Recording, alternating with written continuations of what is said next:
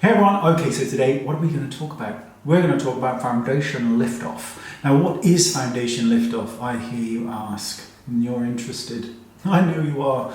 It is where you apply your foundation, then you take your powder and a brush, loose, press, who cares?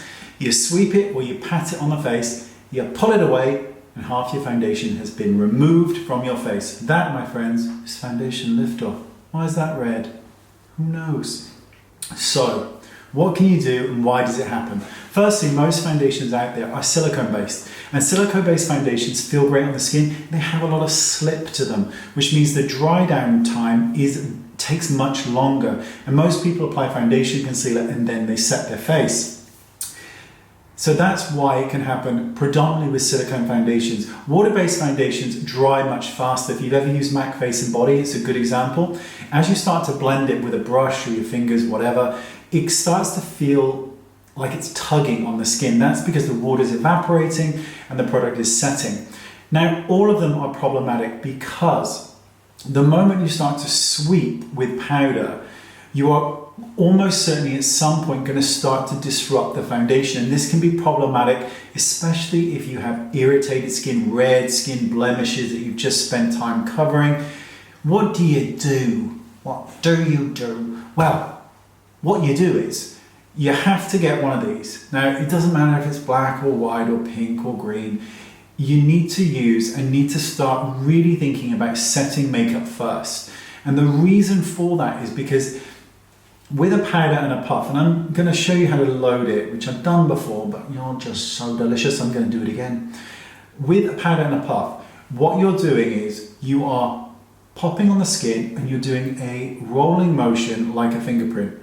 And by doing this, you're not disrupting the skin, you're not sweeping it on, you are patting it in and locking down the foundation. So let me show you how to lock first. Here we go. So this is what you do. You take your powder, doesn't matter whether it's loose or pressed, whatever it is, just get some onto the powder puff. There it is. And then you fold it in half and you start to rub it. And you rub it so that all of that powder is ingrained into the powder puff. And then you go, and that brings the powder back to the surface. And from there, you roll it in half and you pat and press and roll really, really firmly on all areas of the face. And before you start to re-put powder in, give it another tap to knock out some more and continue on before you do anything else. Then you can get your powder brush if you want and do it a little bit more or knock off any excess, because a lot of times with loose or pressed powders with this method, you can get a little bit too much powder. So that's how to do it. That's how you load up a powder puff. That's how you do it.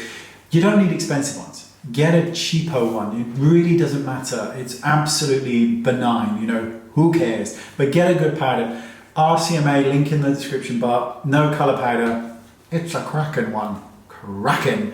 But that's really the basic premise of it. There's nothing more disheartening than you've done your makeup and you are looking great and then you're just like, you know, what?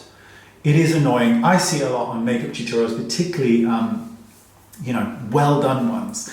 And what's happened is that they're using a brush and a powder and it's great, but the reason is because it's taken so long to do the makeup and there is long periods of filming and adjustments and all that the foundation is set. So you can absolutely, if you do want to wait, you can wait it out, put foundation on, put some concealer on, do your eyebrows, do some eye makeup, whatever it is, and then come back and you can probably go over it much easier. But there you go. I tell you, just a wealth of knowledge. Knowledge that really doesn't get me very far, does it? What can you do? Thanks for watching though, I do appreciate it. Leave your comments down there in the description bar. And that's my bad shoulder. I've got shoulder impingement. Now what that means is my shoulder hurts a lot. So I can't do any lateral raises, I can't do any chest presses. Basically I'm just arms and a bit of back. That's all I can do. And I can do my legs. Who does legs? Not me. Mirror muscles please. See you next time, bye bye. foundation. Just a light layer. You know, that's not even an Instagram layer, that is a light layer. Just applying a little bit of foundation. Gorgeous. This is see, a lot of people think I'm a lot darker than I really am. This is NW25. You see, I'm like an NW20. I'm a lot fairer than I look, you know. It's that goddamn sunscreen, it's doing its job. So, foundation.